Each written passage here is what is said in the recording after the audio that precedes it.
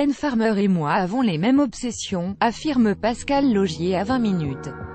Difficile de donner tort au réalisateur, qui a mis en scène la star française dans Ghostland, à l'affiche depuis ce mercredi, tant son thriller horrifique paraît ferme-rien.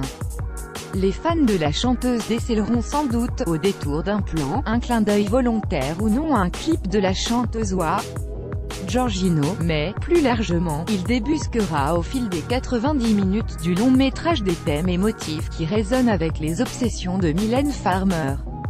Voici une démonstration, en 5 exemples, qu'il vaut mieux lire après avoir vu Ghostland car les paragraphes qui suivent révèlent des éléments clés de l'intrigue. Attention spoiler, le martyr dans Ghostland, Mylène Farmer n'est pas ménagée. Elle y tient le rôle de Pauline, une mère de famille célibataire qui s'installe dans la maison, isolée, de sa défunte sœur avec ses 2 filles, Bess et Vera. Quand de mystérieux assaillants s'en prennent à elles en envahissant la baraque, elle rend coup pour coup, prête à tout pour protéger ses enfants. Pour les admirateurs et admiratrices de la plupart des stars de la chanson, voir morfler leur idole au cinéma est une perspective effrayante. Pour les fans de Mylène Farmer, c'est un programme non pas réjouissant mais plutôt habituel tant elle a chanté la souffrance, la douleur, et la mort, quitte à être caricaturée pour cela. Ses clips reflètent bien cette tendance, elle a incarné régulièrement des personnages suppliciés ou maltraités, sans logique, Beyond My Control, l'Amstramgram, Optimistic Moi, Dégénération, S, Tristana, California, ou Laissé pour mort, Libertine. Sans parler de psychologique. Dans la vidéo, censurée, de Je te rends ton amour, elle finit nue dans un après avoir confié son âme au diable rencontré dans un confessionnal. J'éprouve de confus plaisirs des macabres, j'aime l'esthétique morbide, prévenait-elle dès 1984 dans une interview à Charlie Magazine. Plus grand que lire aussi, Mylène Farmer a joué la comédie durant toute sa carrière. Les poupées dans Ghostland, le tueur psychopathe habille ses victimes et les maquille comme des poupées avant de leur faire subir divers sévices. J'avais parfaitement conscience que tout cet univers enfantin assimilé à l'horreur, c'était un cliché du genre, reconnaît Pascal Laugier dans une interview accordée à Allociné.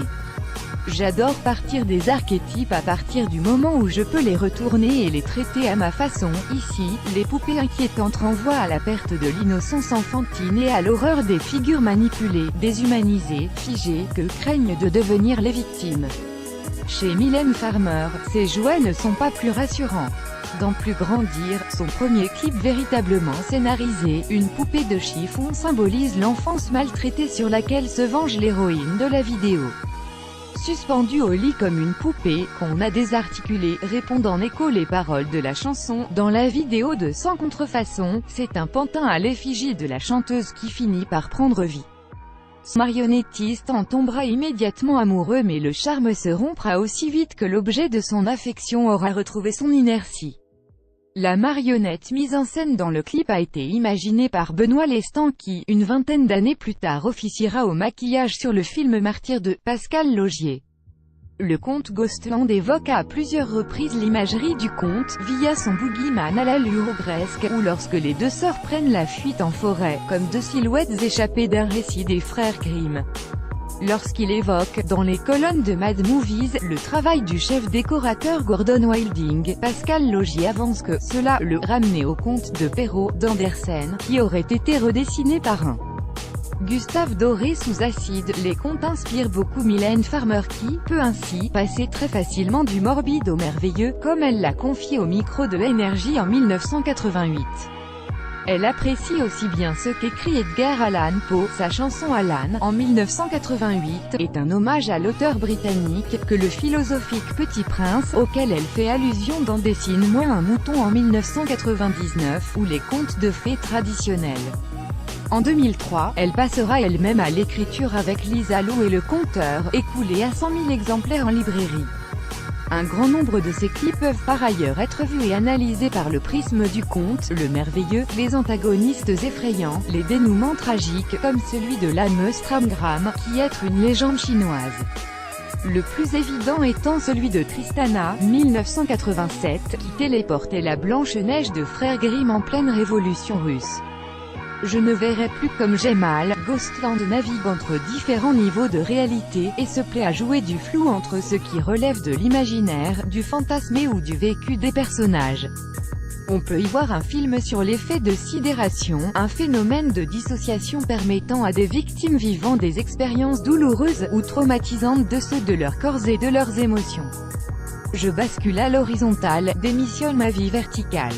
Ma pensée se fige, animal. Abandon du moi, plus des moi, plus de centre, tout m'est égal. Je m'éloigne du monde brutal. Ma mémoire se fond dans l'espace. Ode à la raison qui s'efface. Je vis hors de moi et je pars à 1000 saisons, 1000 étoiles. Ces paroles extraites de la chanson Comme j'ai mal pourraient tout à fait être prononcées dans Ghostland. Le clip de cette chanson met en scène une femme résiliente, battue lorsqu'elle était enfant et qui, une fois adulte, se métamorphose littéralement. Chrysalida à la clé. Une manière de dire que l'imaginaire, la création ou, plus simplement, l'introspection, permettent de triompher des traumas. Et c'est aussi comme cela que l'on peut interpréter le film de Pascal Laugier. L'ici et l'au-delà avec un tel titre, que l'on traduire par « Le territoire des fantômes » on ne peut que s'attendre à voir, à un moment ou à un autre, dans Ghostland, des morts croisés des vivants. Quoi qu'il en soit, cette perspective n'aurait pas de quoi dépayser Mylène Farmer qui, même si elle chante qu'il n'y a pas d'ailleurs, n'a cessé de frayer avec l'au-delà. Dans le clip d'À quoi je sers, 1989, tous les morts de ses vidéos précédentes viennent à sa rencontre alors qu'elle a traversé un cours d'eau, une allusion aux Styx de la mythologie grecque, un fleuve menant aux enfers. Dans celui de Regret, elle est le fantôme que vient visiter au cimetière son amoureux bien vivant, Jean-Louis Murat, qui interprète avec elle ce duo. Pour que mon cœur lâche, elle est un ange, qui débarque sur Terre pour observer les mœurs humaines. Et dans le clip de l'Amstramgram, son esprit revient d'entre les morts pour secourir sa sœur jumelle.